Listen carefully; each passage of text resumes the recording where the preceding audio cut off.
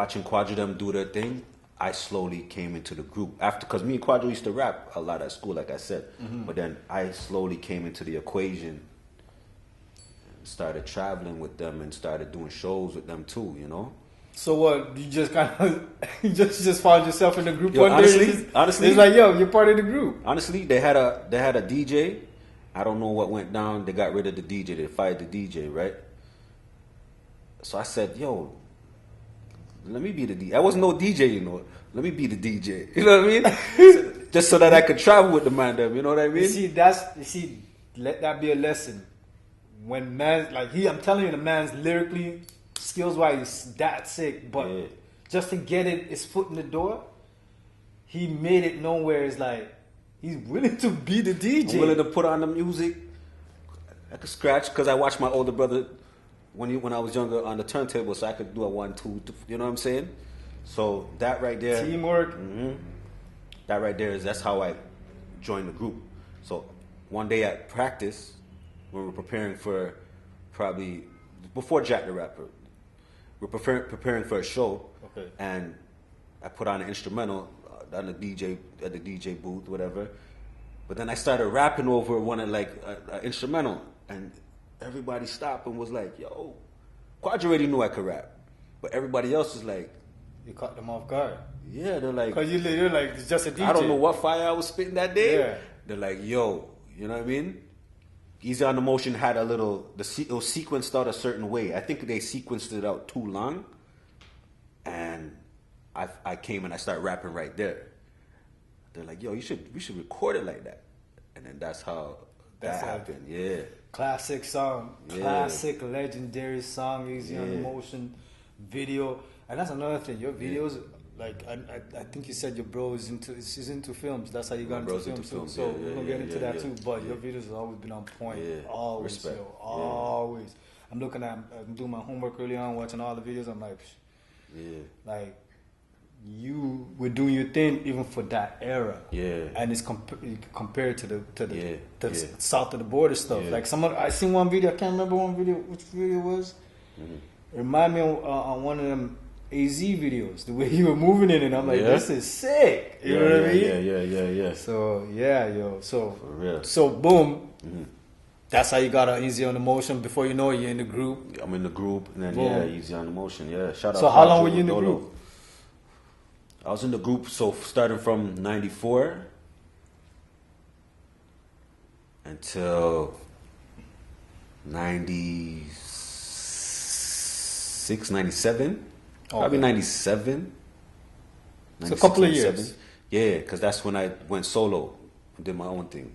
So you did the group thing for a while. You guys had success right away, out the door, like pretty much as soon as you touch the group and stuff. Pretty much as soon as you grab the mic as a DJ, this shit things started popping off.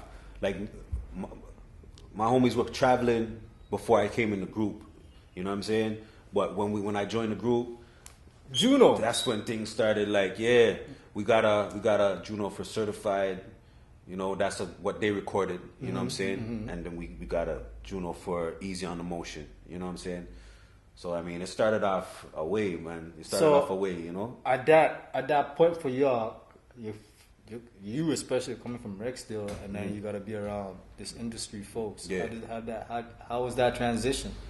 It's kind of funny because just watching, like I said, like... Because they could come up to you and be all friendly, and you from... knowing what you went through at 11 years old, you're like, yo, what you coming up so close to me? What are you dealing with? It's like, you know? You got to make that transition, fam. Yeah, so, but I never seen how I was moving until I see myself on, like, TV. Like, I'm like, why am I moving like that? Yeah, I had to kind of calm it down. Relax, like, I'm like, bro, you know, I didn't know I was moving like that. You know what? Yeah. When mans come out of jail, they call it jail rust. We call it that for you. That would be like the block rust or something. Because you know the thing about life is that you only think as far as if you only stay within the city limit. Yeah. You only think as far as this city limit. No doubt. You do what I'm saying? So you limit yourself. So now you were challenging yourself to broaden your horizon. That's what's happening. Exactly. You know what I mean? And I used to be quiet in the interviews and let fall back. This guy do the talking. You know, I just watch. Cause you know? again, we come from the air. We ran from the camera. Yeah. What are you talking about? Yeah. Even when I came home, I heard about this. The real Toronto videos that this man did, but I was like, you guys are crazy. Yeah. The man got deported, all kind of shit. What? This is crazy. This ain't US. I don't know this ain't Florida. I don't know what everybody was thinking when they did that, man. It's crazy, yo. It's crazy. I mean, I think most people like to forget about that point in time. Yeah. You know what I mean? Yeah. It's crazy. But you have to make that transition into the industry, just leaving the block. Yeah. In this forefront of this group. Yeah. And the thing is, when we were when I was younger, when we're talking about when I was younger, we used to get videotapes from New York before Rhapsody came on. So we was like in the loop of what was going on in the States and stuff, right? Because that's how I was asking when you said Rhapsody, because I'm like, there was a point, if you're talking about the other Rhapsody in the States, you better have a satellite. Yeah, you better have or know somebody. Or somebody sending you tapes. You better know somebody. Yeah, you know what I mean? I used to get this dude to tape Yo MTV Raps with me and all that. So, but there was this one station in New York called Video Music Box. Yeah. And it's a classic. Yeah. You know what I'm saying? You heard about Video Music Box? Yeah. Is that Ralph McDonald's? Is that the one? It could be him. Could be wrong, but I know about Video Music Box. What? When we did Easy on the Motion, and when that went on Video Music Box, I was like, yo. That was my first with the video situation. You know what I mean? I'm like, Video Music Box. And then it went to another level, and then we got on BET, and I was like, okay, like, you know what I'm saying? Then it started getting it's really real. Further, it's like really it started real. blowing more up. Like it's like, okay, first group from Canada to get on BET, right? That's big. So that's big. Yeah. That's big, and because you guys are coming after what? Dream Warriors. Yeah, Maestro was the first solo artist to get on BET. Okay. But as a group, we were the first. Yeah. To get on BET as a group, that's right? Big. That's big. Yeah. So you left eventually for whatever reason. Yeah. You know what I'm saying? How did that come about? Just you saying, you know what, fams, I gotta do my thing solo. Because you guys had a lot of success together. Yeah, we had a lot of success. You know, we start seeing differences because I lost my brother, and then street stuff, street shit. You know, so. How did that affect you? That must have affected you. Of course. Because I could understand if you said, you know what, I don't want to rap no more. At that point, I could understand. Anybody could understand that. Yeah. I said I didn't want to rap. I said on my way to the hospital, I told Dolo. Dolo was in the car and I was tearing up. Oh, you were right there when it happened? No, it happened, but I was at the studio when it happened. Oh, okay. And then I was driving to the hospital. Okay. But Dolo got in the car with me because he seen that I probably wasn't all there, you know.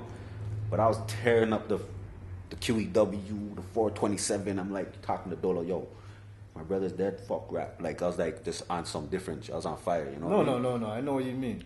Yeah. So, but yeah, that affected me in a way, you know. I said forget this rap thing. But what made you stay? I remember my brother say the same one that passed. Yeah, he's like, yo, you should do a solo project, you know. So you owe it to him. So I felt like I had to do it.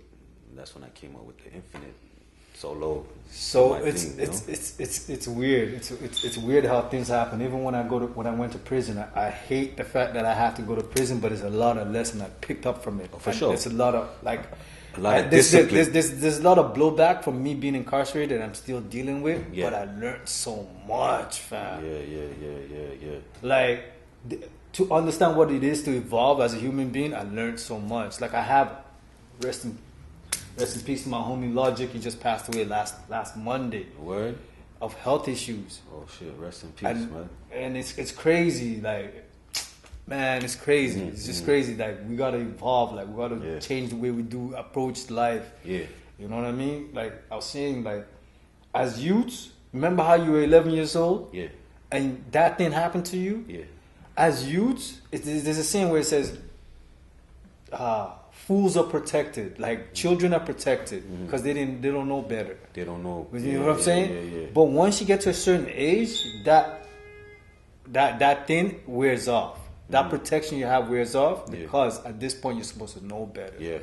So, man's in our age group, if you're not moving right and you're still doing the same thing from like 20 years ago, it's not a good look. Yeah, you're not protected, fam. Yeah, 'cause you're supposed to know better. You can't keep going in circles. You're not protected. You learn off your mistakes. Exactly. Only a fool keeps doing the same thing. And that's how some people, like, if you know, like, the way, like, this, you know, in science we talk about the energy doesn't die. You know what I mean? People don't die. It transfers. But sometimes you're forced to repeat. Right. Depending on how you did, because life is a test. It's a big long exam. Right. You feel what I'm saying? And depending on how you deal with it, and it's not so much about getting straight A's. It's just knowing yourself. You feel what I'm saying? Yeah. Even if you mess up, just know yourself. You know what I mean? It's crazy. No doubt. It's crazy. But back to you leaving the group. Your brother passing. You said, you know what? I'm gonna stay. The you know what I mean? The sad news is about your brother passing, but the good part was that it motivated you to come out as a solo artist. And that's when you dropped the single. That's when I dropped Gotta Get Mine. And that was fire. Yeah, that's that I have, like, that right there was the vehicle for my career, man.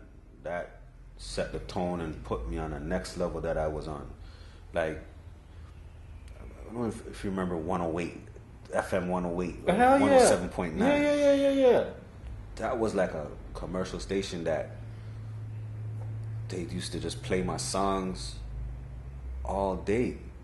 And so they were playing you like Drake before Drake. Yeah, exactly. By the way, them radio stations be killing the Drake music. Yeah. Ain't got nothing against the God, but damn, I know there's other Canadian artists out there. Yeah. It's like every 5 minutes. Yeah, it's all good, man. You know what I mean? But yeah, so you say they got you on heavy rotation. Yeah, you know, I mean, 88.1, shout out 105.5, 89.5, you know. Okay. Those were the stations back in the days before 93.5 and 98.7 and Flow and so on and so forth. Yeah, it came out. So that single came out. Yeah. You dropped the EP after, no? I dropped the EP. Yeah, I dropped the EP. That was dope. That was dope. You know what I mean? Up and down. Did a tour. Had my first sold out show with that EP. Okay, where did your tour go? I went all across Canada. Okay. Yeah. How was that? It was good. That was my first I witnessed my first sold out show, and I'm kind of, let me see. I think we got video footage of it. So I'm gonna try to look for some archive stuff. You know what I mean? But yeah, that tour was sick, man. Yeah. By that time, were you used to it though? Were you comfortable in your zone? I was used to it because remember I was touring with my group. I was touring with Ghetto Concept and preparing myself for that. So when that came, I was already used to it. Yeah. But the only thing is, instead of 2 other members helping you out on a song, you gotta like do 3 minutes by yourself.